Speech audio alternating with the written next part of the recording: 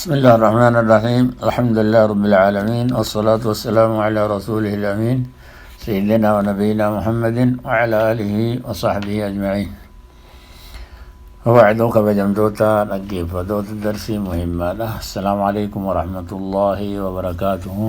تسمتك إن درسي نرآك نكوني درسي صدمي أفرفا له أرآ الإحسان جنا درسين شيء أنجرا الإحسان.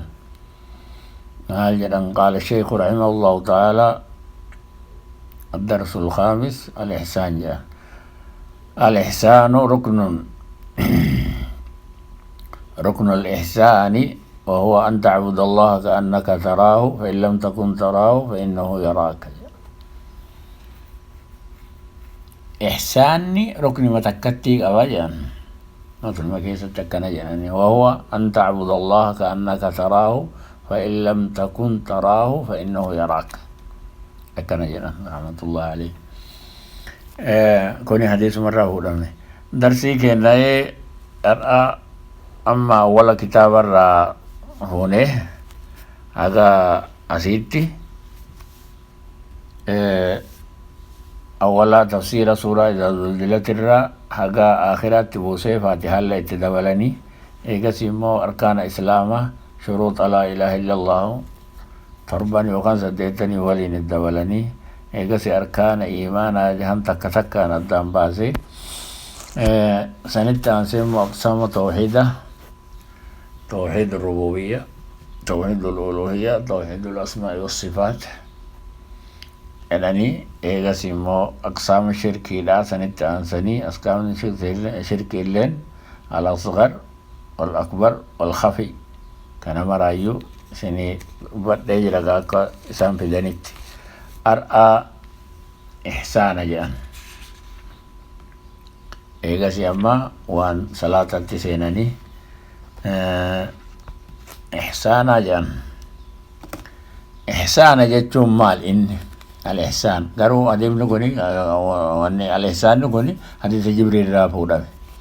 حديث جبريل كما اسم بيت شنديرا كسيا مسلم إسر رافودا ميقا جتشي ثاني هناك آخرة إحسان الرانا أوديس جنان أن تعبد الله كأنك تراه فإن لم تكن تراه فإنه يراك كجئين رسول صلى الله عليه وسلم جبريل.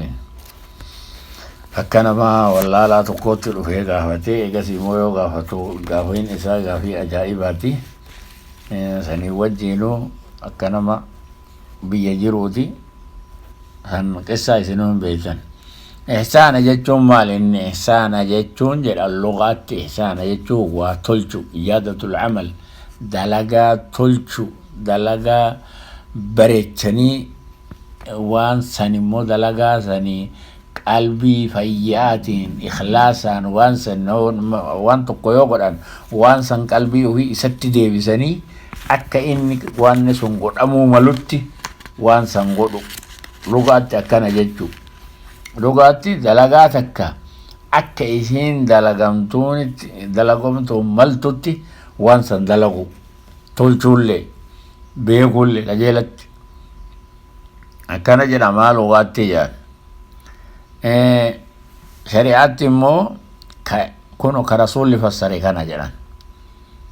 إحسان جتون أن تعبد الله أتي ربي كي جبرو الله كي أتي جبرو كأنك تراه. أكوان سأرجتوت أكنت أكوان سدور جروت إنه سمع برجرة garuu akka waan huduura qalbii keetitti dalagaa isaa dalagu kana ila inni na bira dhaabataa na bira dhaabataa na argaa waan an dalagu kana waan ayyaadu kana salaatan salaat zakaa an baafan dubbii an dubban gorsa an gorsu fatwa an godhu waan an dalagu kulli na bira jira jedhee wayta salaatullee salaata giyya kana na bira jira jedhee namichi akkasitti yaaduudha jedhe rabbii ofii gabbaruudha jedhe. حديث رسولك كيستي صلى الله عليه وسلم. فإن لم تكن تراه عصني وان إساتي كدراء كيساتي ربي أتي أكرب نأرقنا مجل ودي إسابرات أكست دلقي سنجل أتي تركيتي. فإن لم تكن تراه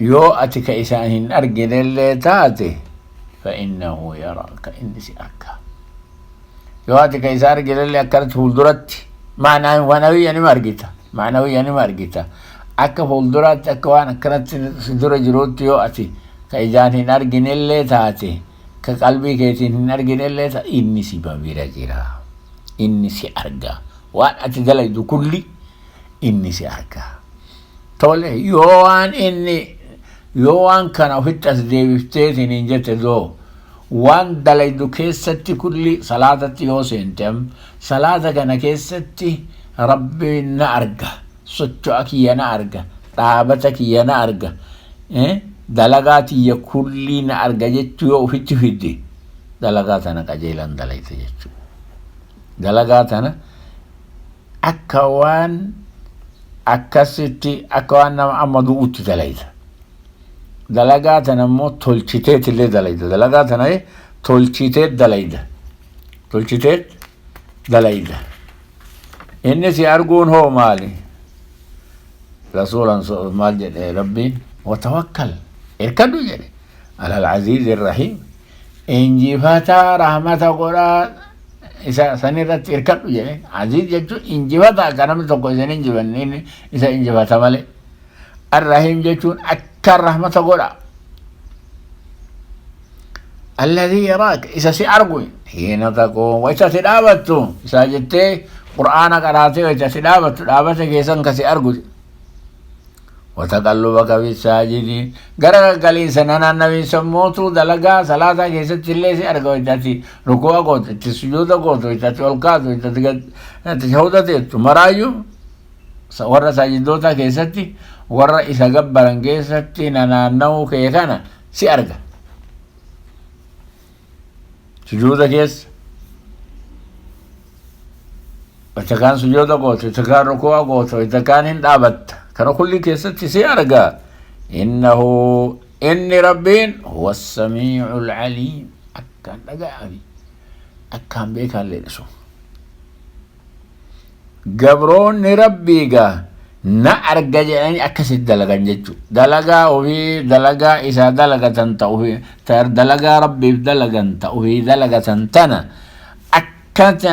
أكسد تو دلقا نمني واندقتو صلاة كيست نمني نيام براج تندوف أتي ديم مقرنا ديم مانسان غروكو فاتحة كانت أنو كانت أكا صلاة كينا كان تسبيح كانت أتي لك أولك أكا صلاة والله كنون دبرادي ما يجو يو أكست صلاة كانت سيني صلاة كان أكست صلاة جريتني يو الفلاتي تكاي واني كلين برادينت واني أعزائي سقود كلينو برادينت يجو يو أكست الفلاتي صلاة كان أكست صلاة جري نميت كوني صلاة أتقبرت كوني صلاة ربي كربي درك أمن رتقول كان كأني صلاة نانجرتي صلاة ربين كي نبي رجل جتة وتي قلبي كيتي كنزتي تنين سمو كيتي هرتي تنين أني كيتي هرتي أكسيت كيتي سنتوتاد شيطان اللي ستين كلاو رابقة صلاة كيست اللي واندقت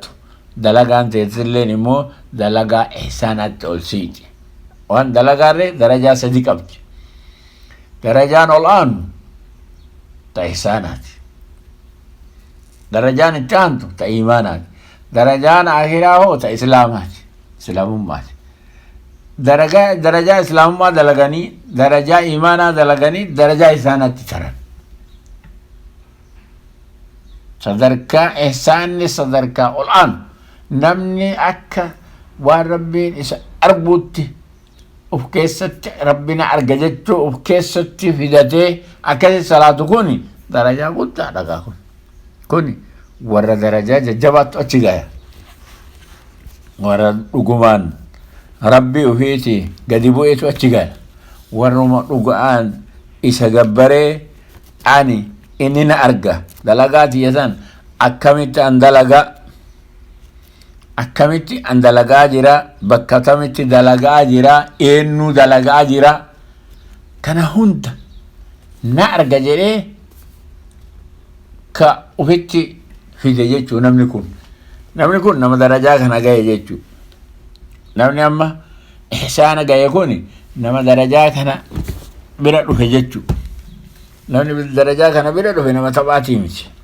Namni darajaa kana gahe nama dhugaan rabbii ofii sodaatu, nama dhugaan immootu dalagaa isaa qulqullinaan dalagu, nama immoo dalagaa isaa akka shari'aatti illee dalagu.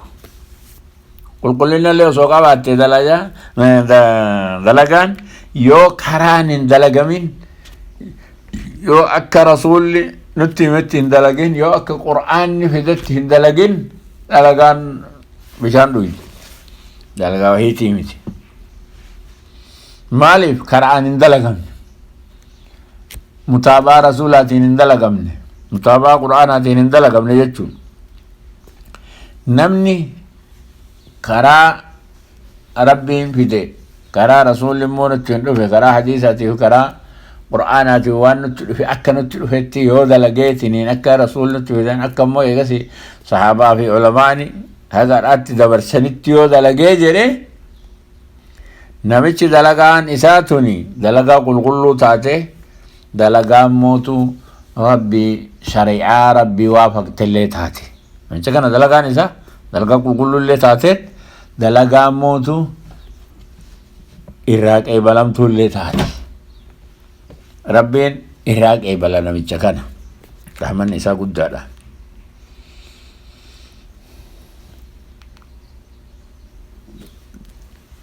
إحساني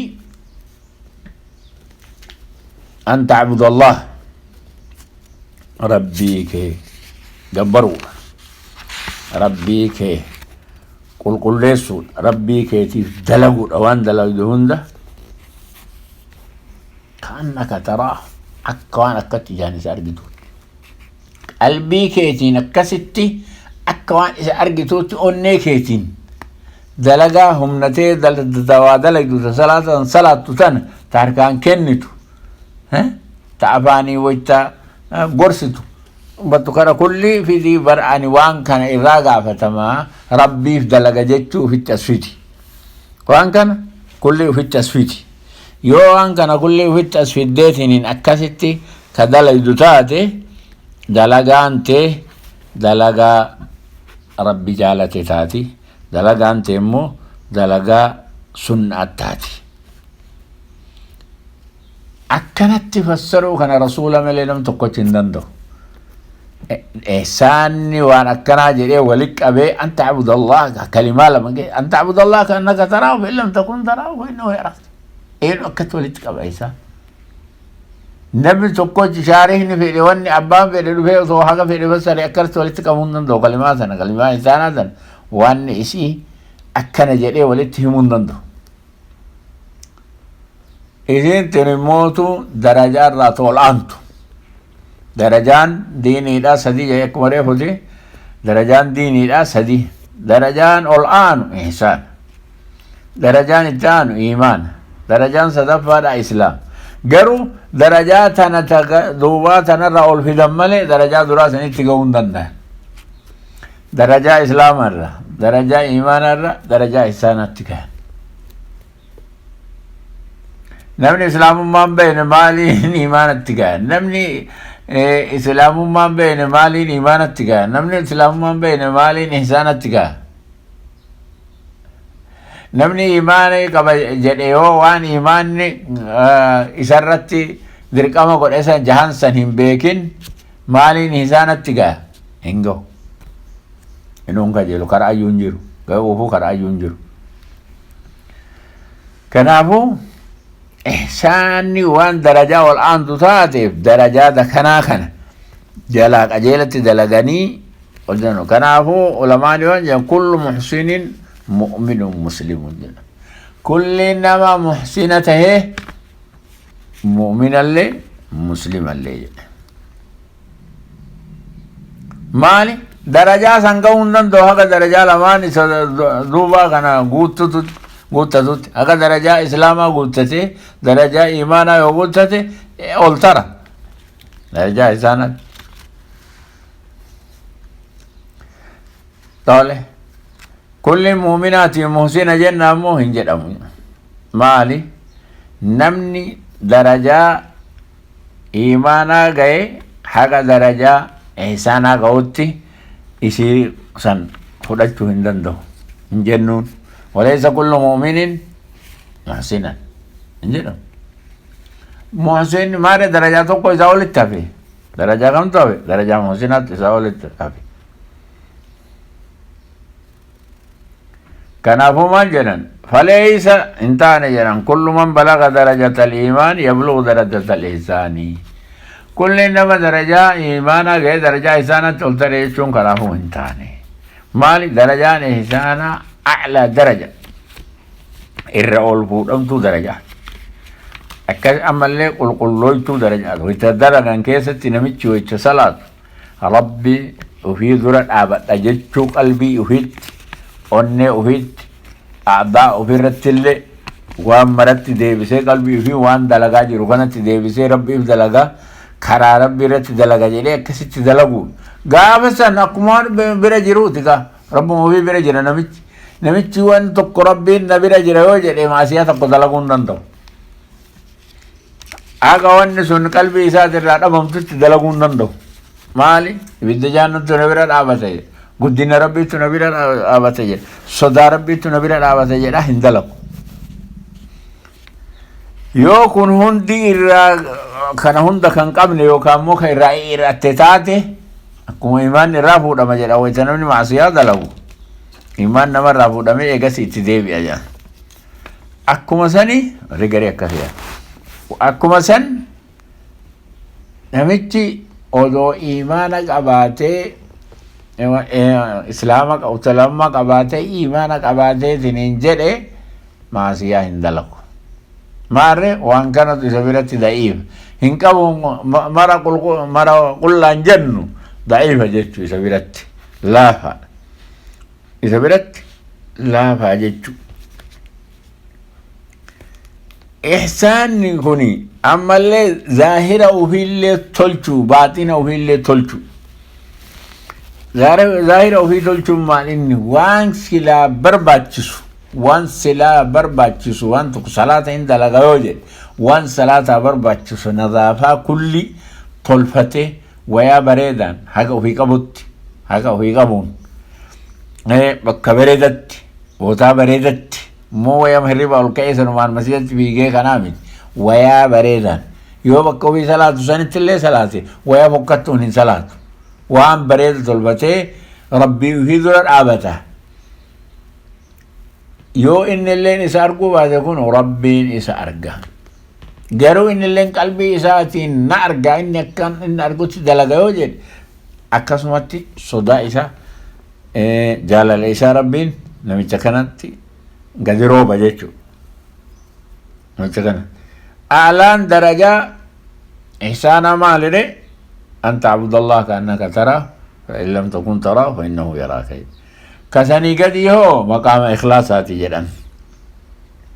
Maqaamni ikhlaasaa kun rabbiin na bira jira jechuu ufitti uf dirqee namichi rabbiin na bira jira salaata kana bal isaaf salaata irraa gaafatamaadha.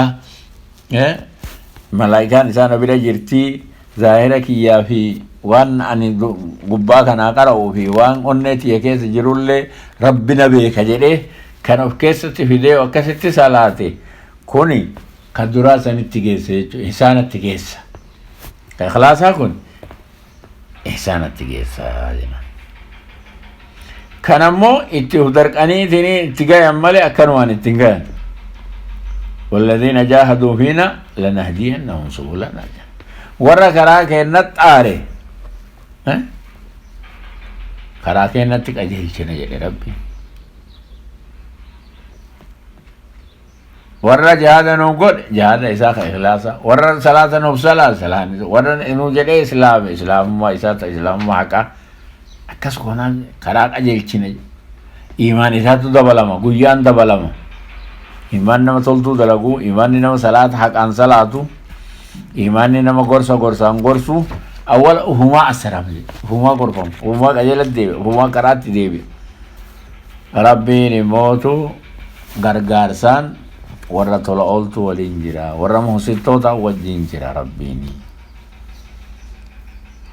إحسان أجتون جد أول غري مجاهدة النفس مجاهدة للنفس nafsee ufii cenquudha,